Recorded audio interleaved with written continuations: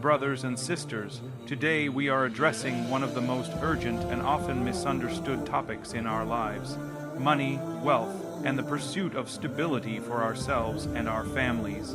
Specifically, the illusion of riba, the system of interest that dominates modern economies, and the promise that it can make us secure, wealthy, and free. And we will contrast that lie with the truth of building wealth through what is pure, halal, and pleasing to Allah, including the growing conversation around halal mortgages. Let us begin by reminding ourselves of a simple truth. Islam does not reject wealth. Islam does not reject the home, the business, or the pursuit of stability. In fact, our religion encourages us to build, to work, to earn, and to spend in ways that benefit ourselves and others. But Islam insists that the way we build must be clean, honest, and free from oppression. Because the way something is built shapes what it becomes, a house built on a foundation of sand will eventually collapse, no matter how beautiful its walls may look. In the same way, a life built on interest, on riba, will never truly be stable, no matter how comfortable it seems in the beginning. Riba is presented in this world as a solution, but in reality, it is a trap. We live in a society where interest is normalized to the point where it seems impossible to avoid. Loans, credit cards, mortgages, car payment, it's everywhere you turn. The system pushes you to believe that borrowing with interest is the only way forward. Advertisements dress it up as opportunity. Banks tell you it is freedom. Financial experts claim it is the only path to success. But what is presented as freedom often becomes a form of slavery. People become chained to debts that never end. They spend their lives paying more in interest than they ever borrowed in the first place. Instead of wealth, they inherit stress. Instead of peace, they live with worry. Brothers and sisters, the greatest lie about riba is that it builds wealth. In reality, it destroys wealth. It may give the illusion of quick access, but it drains far more than it gives. Think of the countless families who take an interest-based mortgage thinking they are buying peace, only to spend 30 years working for the bank, paying back 2 or 3 times the original value of the house. By the time they own it, their best years are gone. What was supposed to be freedom became a burden, and if difficulties come, a job loss, an illness, an emergency, those same banks show no mercy. They take the home, they take the car, they take everything. This is not freedom, this is oppression disguised as opportunity. In contrast, Islam calls us to build wealth in ways that are sustainable, ethical, and filled with barakah, blessing. Barakah means that what you have, even if small, benefits you more than something much larger that is impure. You might know people who live with modest incomes, yet they are content, their children are cared for, and their lives feel full. And you might know others who earn 6 figures, but they are drowning in debts, stressed and empty. That is the difference between wealth with barakah and wealth without it. So, how do we resist the propaganda of riba in a world where it feels unavoidable? The first step is awareness. We must remind ourselves that just because something is common, it does not mean it is safe. Just because everyone is doing it does not mean it is the only option. The second step is patience. Many of us want everything quickly. A house now, a car now, a lifestyle now. But rushing often pushes us into compromises that harm us long term. Islam teaches us that patience is not weakness. Patience is a strength that protects us from traps. If you cannot afford something now in a halal way, wait until you can. It is better to delay a dream than to sacrifice your faith for it. The third step is seeking halal alternatives. Alhamdulillah, today more than ever, Muslims are working hard to create financial products and systems that allow us to live without compromising our faith. Halal mortgages, Islamic banks, interest-free community cooperatives. These may not be perfect everywhere, but they represent progress. They give us choices our grandparents did not have. Supporting these systems, demanding transparency from them, and improving them is part of our responsibility as a community. because the more we support halal solutions, the stronger they will grow. Some people argue, but halal mortgages are more expensive, the rates are higher, the payments are heavier. And yes, sometimes they may cost more on paper, but ask yourself this: what is the true cost of interest? It is not just the extra money you pay, it is the barakah you lose. It is the spiritual cost of building your life on what Allah has forbidden. Paying a little more for something halal is never a loss. Because in the sight of Allah, that sacrifice is an act of worship, that sacrifice invites blessing in ways you cannot calculate. You may find that the money stretches further, that problems are eased, that your life is calmer because you chose to obey Allah over convenience. Brothers and sisters, we must also think about the legacy we leave behind. Imagine leaving behind a house for your children, but built on riba. That house might shelter them physically, but what about the spiritual cost? Compare that to leaving behind a home that was built on halal earnings, even if smaller. That home will not only shelter their bodies, but will carry the blessing of being pure. And purity is more valuable than size, more valuable than luxury, more valuable than appearances. Prophet taught us that wealth does not decrease from charity, that every time you give, you are not losing, you are gaining. This is the opposite of how riba works. Riba promises growth but leads to loss. Charity looks like loss but leads to growth. When you live in halal, you live in a system of blessing where even a small amount becomes enough. When you live in riba, you live in a system of emptiness where even a large amount feels insufficient. We must ask ourselves, do we want our wealth to be like a tree planted in poisoned soil, growing tall but weak, ready to collapse in the first storm? Or do we want our wealth to be like a tree planted in rich, clean soil, maybe smaller at first, but strong, rooted, and full of fruit? That is the difference between riba and halal. To my brothers and sisters who feel trapped right now, those who already have interest-based debts or mortgages, know that it is never too late to turn back. The mercy of Allah is always greater than our mistakes. If you are in such a situation, begin by making dua, asking Allah to open doors for you, then take small steps. Pay off what you can, avoid adding new debts, explore halal refinancing options, and most importantly, renew your intention to leave riba behind. Allah does not ask us to be perfect overnight. He asks us to try sincerely. And every step away from riba, no matter how small, is a step toward freedom, a step toward blessing. Brothers and sisters, wealth is not just numbers in a bank account. Wealth is peace of mind. Wealth is the smile of your children. Wealth is the ability to give to others. Wealth is knowing that what you own is clean in the sight of Allah. True wealth is not measured by what we have, but by how we earned it, how we used it, and whether it brings us closer to Allah or further away. Riba promises wealth but robs us of peace. Halal promises sacrifice but delivers blessing. Let us not fall into the lie that everyone must follow the same path, that interest is unavoidable, that there is no choice. There is always a choice, even if harder, even if slower, even if smaller, and the choice to obey Allah will never leave you with regret. When we leave something for the sake of Allah, He always replaces it with something better, sometimes in this world and always in the next. So let us be people who refuse to build our lives on lies. Let us be people who choose patience over haste, purity over poison, barakah over burden. Let us support each other in finding halal solutions, creating systems that reflect our faith, and leaving behind legacies of purity for our children. And let us always remember that the greatest wealth we can ever have is the pleasure of Allah, because that wealth will never run out.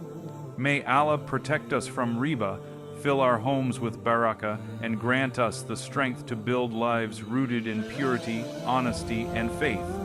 One of the greatest lies that has spread across the modern world is the belief that riba, or interest, is a path to security and prosperity. The system has been built in such a way that people are made to feel as if they cannot survive without it. From the moment we start working, advertisements, Banks and financial experts tell us that borrowing with interest is the natural next step.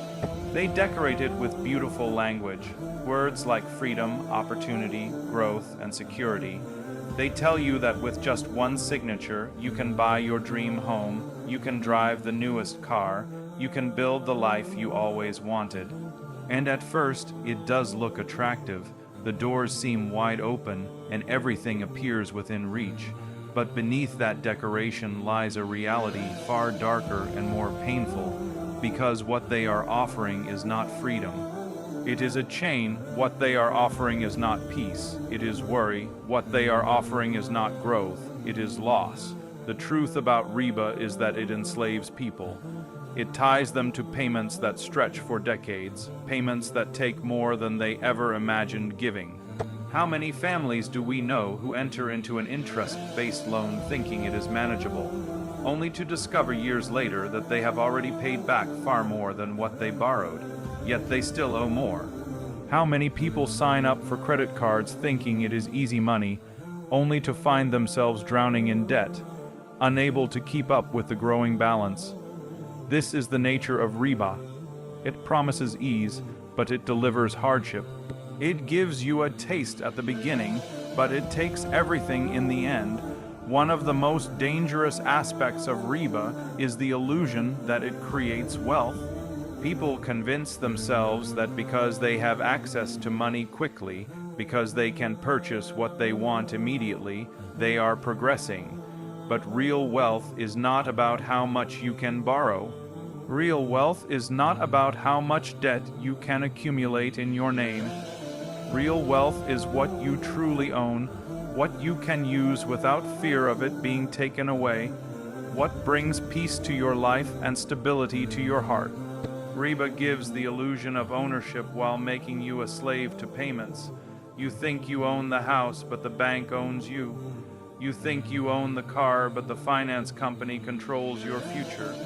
You think you have wealth, but in reality, you are locked into chains that take your freedom and drain your peace. Think about how riba works. It is like drinking salty water when you are thirsty.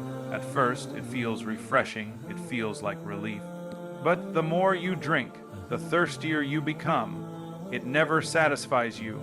You keep taking more, thinking this time it will quench your thirst, but instead it dries you out even further.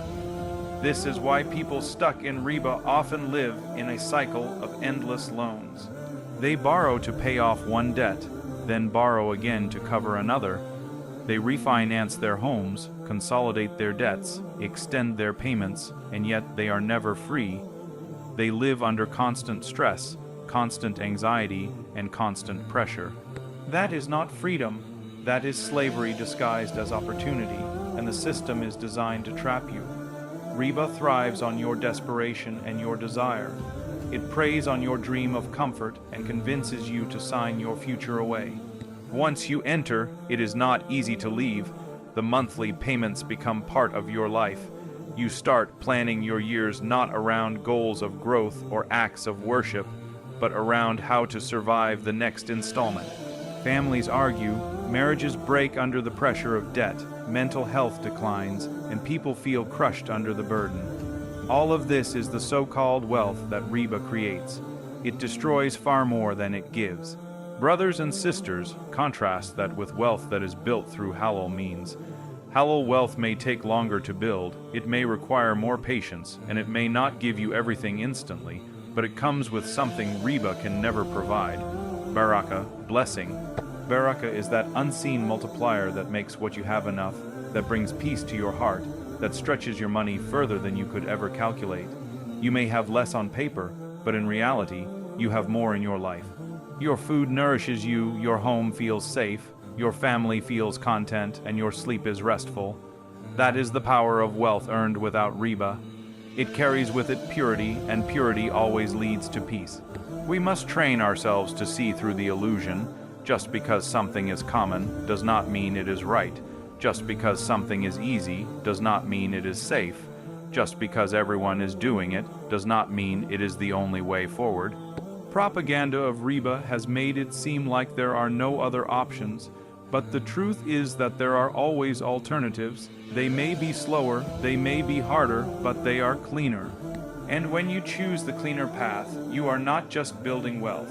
You are building your life on a foundation that will never collapse.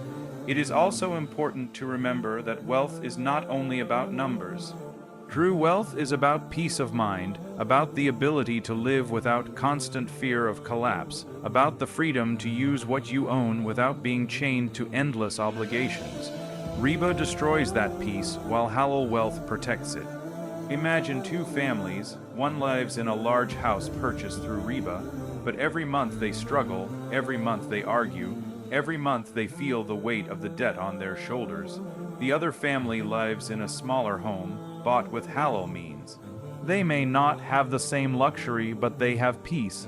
They sleep without fear, they eat without anxiety, they live without the pressure of debt. Which family is truly wealthy? Which family is truly free? Brothers and sisters, riba is a lie dressed up as truth. It is poison disguised as medicine. It is chains sold as freedom. And the only way to protect ourselves is to remind our hearts again and again that real security comes not from banks, not from contracts, not from numbers in an account, but from the blessing of Allah. If He places blessing in your money, you will never feel poor. And if He removes blessing from it, no amount of numbers will ever make you feel rich. So let us protect ourselves and our families from this illusion. Let us be patient in building wealth through halal ways, even if slower. Let us seek alternatives, support halal financial systems, and encourage one another to avoid the traps of interest. And most importantly, let us place our trust in Allah, knowing that He is the provider and that nothing we give up for His sake will ever truly be lost. There is something truly remarkable about wealth that is earned in a halal way. At first glance, it may not always look impressive. On paper, it may appear smaller, slower, or less glamorous than what others seem to achieve through shortcuts and through systems built on riba. But the reality is that halal wealth carries a sweetness and a blessing that no amount of numbers can measure. It is not just about what you see in your account. It is about how that wealth makes you feel, how it affects your family, how it brings peace into your life. There is a special kind of tranquility that comes with knowing your income is pure, your possessions are clean, and your heart is free from guilt. That tranquility is worth far more than any large figure filled with anxiety. A house bought without riba may be smaller in size compared to one purchased through interest, but it will feel warmer. It will carry peace within its walls. The meals shared inside that home will taste better. The conversations will feel lighter, and the atmosphere will be filled with serenity because there are no chains of debt suffocating the family. The warmth of that home does not come from bricks or decorations. It comes from the blessing that Allah places in halal earnings. Compare that to a grand house obtained through interest. It may look large from the outside, but inside there is often tension, arguments, and sleepless nights because the family is struggling under heavy payments. That house may be filled with things, but it lacks true peace. An income earned with honesty may look smaller compared to others, but it stretches in ways that are beyond logic. You may wonder how your salary covers all your expenses, and yet there is always something left to give in charity, always something left to save, always something left to enjoy. That is Barakah, the blessing that comes from purity. And sometimes you look at those earning far more, yet they are always struggling, always in debt, always stressed. Their wealth does not seem to last, it disappears as quickly as it comes. That is the difference between halal and haram wealth. One grows quietly with stability, the other vanishes loudly with regret. A life built on purity may look simple to the outside world. It may not include the newest car, the latest phone, or the largest house. But it brings something those luxuries cannot provide: peace of heart and joy of soul. You wake up without fear of debt collectors, without anxiety about growing interest, without the guilt of knowing you compromised your values. You live each day with dignity, even if your possessions are fewer, because your heart is lighter, and that lightness is worth more than any luxury. When you sacrifice convenience for the sake of Allah, you are not truly losing. It may feel like you are giving up an easy path, but what you are actually doing is investing. You are investing in blessings that cannot be counted with numbers. You are investing in a kind of wealth that shows itself in your health, in your children, in your happiness, in your community, and in your akhira. You are planting seeds of contentment that will grow into trees of peace for years to come. The money may be less, but the happiness is greater. The possessions may be fewer, but the contentment is stronger. Think about the person who chooses to wait longer to buy a home because they refuse to take part in riba. At first, it may seem like they are at a disadvantage. Others may move into big houses while they rent. Others may laugh at their patience. But when they finally buy a home through halal means, the sweetness they feel is incomparable. They know they own it fully, without chains, without guilt, without compromise. Every prayer they make in that house carries a sweetness because they know the roof above them is clean. Compare that to someone who rushed with riba. They may get the house earlier, but their journey is filled with stress, fear, and regret. What looked like an advantage becomes a burden. The same applies to income. Person who chooses a smaller halal business, who earns less but keeps their transactions pure, may not be on the cover of magazines, but they sleep peacefully, they live honestly, they watch their children grow without shame. And most importantly, they build a relationship with Allah that is not stained by compromise. Their wealth feeds their body, but it also nourishes their soul. On the other hand, someone earning millions through questionable means may appear successful, but inside they are restless. They cannot find peace no matter how much they buy. The secret of halal wealth is barakah. It is that mysterious multiplier that no calculator can explain. Two people may earn the same amount, but one feels rich and the other feels poor. That difference is not in the numbers, it is in the blessing, and blessings come when wealth is pure. You may notice your food tasting better, your family feeling closer, your health remaining strong, your money stretching further. All of that is barakah, and no amount of haram wealth can compete with that. We live in a time where the world convinces us that bigger is always better, faster is always smarter, and shortcuts are necessary. But Islam teaches us that the quality of our wealth matters far more than the quantity. What use is a large home if it is filled with arguments? What use is a high salary if it is drained before the month ends? What use is endless possessions if your heart is always empty? True wealth is not measured by how much you have, but by how much peace you feel with what you have, and peace comes from halal.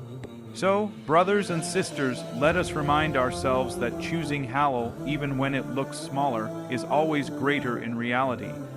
Let us resist the pressure to compare ourselves to others, because their wealth may not carry the blessing ours does.